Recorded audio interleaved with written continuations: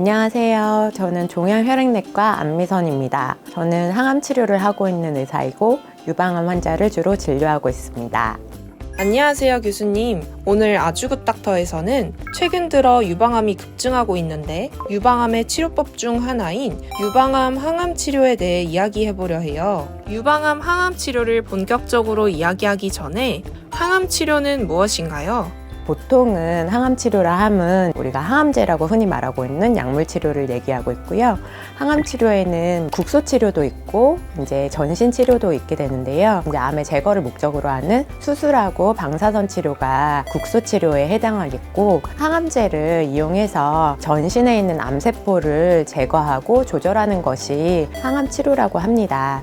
그렇다면 오늘의 주제인 유방암 항암 치료에 대해 이야기해주세요.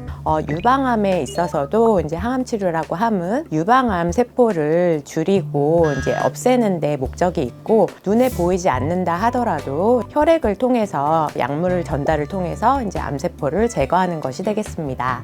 유방암 항암 치료는 꼭 받아야 하는 치료인가요?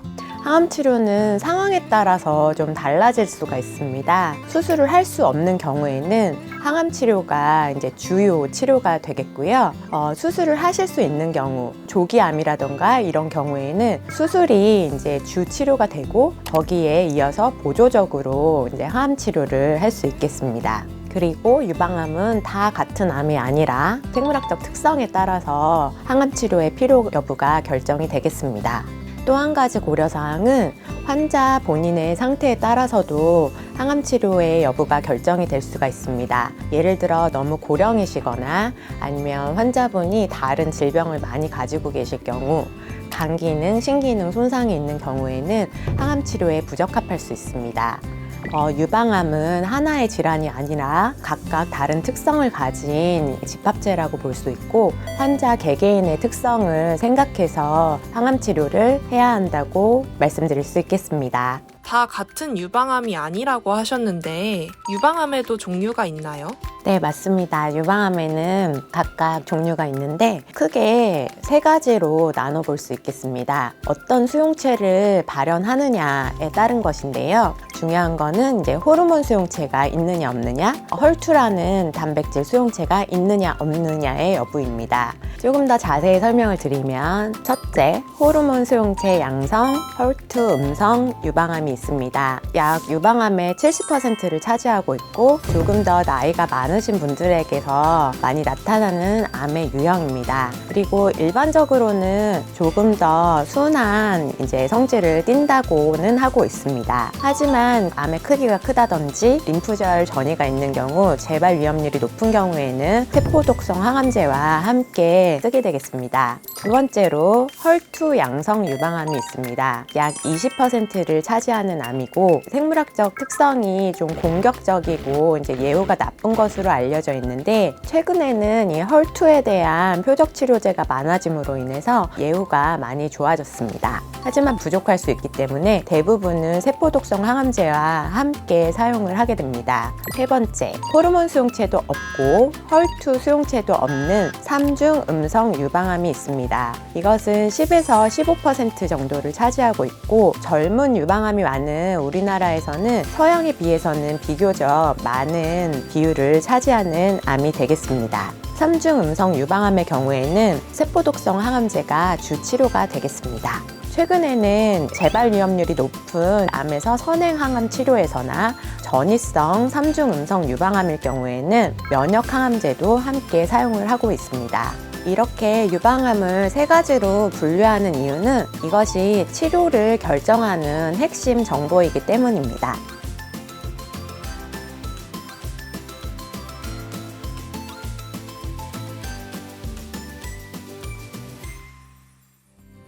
방금 항암 치료 방법을 다양하게 말씀해 주셨는데 각 치료마다 효과가 다른가요?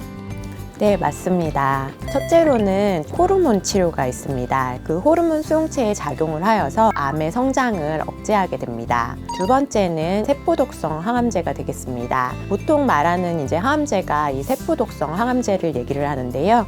DNA를 합성하는 것을 막아줌으로써 암의 성장을 억제하고 제거하는 그런 약제가 되겠습니다. 세 번째로는 표적치료제가 있습니다. 혈투를 표적을 하여서 암의 성장을 억제하고 제거하는 역할을 합니다.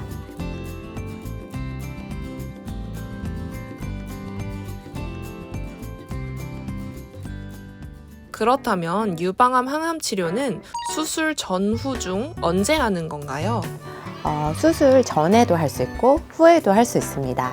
수술 치료로 암을 제거한 후에 암의 재발을 이제 낮춰주고 남아있을지 모르는 미세암 세포를 제거하는 목적이 되겠습니다. 먼저 수술 후에 하는 치료를 보조 항암 치료라고 얘기를 하고요. 수술 전에 하는 치료를 선행 항암 치료라고 얘기를 하고 있습니다. 이 두 가지는 전에 하든 후에 하든 어떤 예후의 차이는 없는 것으로 되어 있고요. 다만 선행 항암 치료를 하는 경우는 크기를 줄여서 수술을 좀 더 용이하게 하는 장점이 있다고 하겠습니다.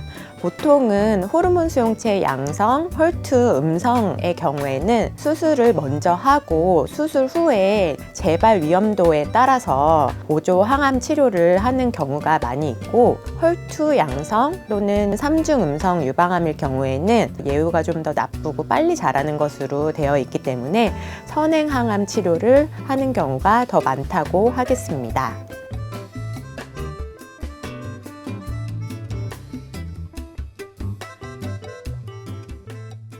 사실 항암 치료가 무서운 이유는 부작용인데 부작용은 어떤 것들이 있을까요? 환자분들께서 항암 치료를 하기 두려워하시는 게 부작용 때문인데요. 탈모는 100% 막을 수는 없지만 두피 쿨링캡이라고 해서 두피를 조금 시원하게 해줌으로써 모발이 조금 덜 빠지게 하는 그런 장치도 있습니다. 그리고 요즘에 항구토제가 많이 개발이 되어 있어서 구역구토 위험성에 따라서 그 약제를 잘 쓰면 90% 이상은 방지되는 것으로 되어 있으니까 너무 걱정하지 않으셔도 될 것 같습니다.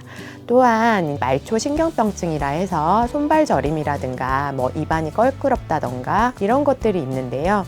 증상 조절을 하는 좋은 약제들이 많이 나오고 있으니까 너무 걱정하지 않으셔도 될 것 같습니다. 그리고 한 가지 더 강조하고 싶은 점은 이제 항암 치료에 의한 면역력 저하인데요. 항암 치료를 함으로써 골수 기능이 이제 떨어지게 되면서 백혈구 수치가 떨어지고 따라서 감염에 취약한 상태가 됩니다. 38도 이상의 고열이 나는 경우에는 동반 증상이 있는지 확인을 해주시는 것이 중요합니다. 고열이 났을 때 인후통이라든지 오한이라든지 이런 동반 증상이 있으실 경우에는 반드시 병원에 내원하셔서 의료진과 상의해 주시기 바랍니다. 마지막으로 유방암 항암 치료를 앞두고 걱정하시는 구독자분들께 한 말씀 부탁드릴게요.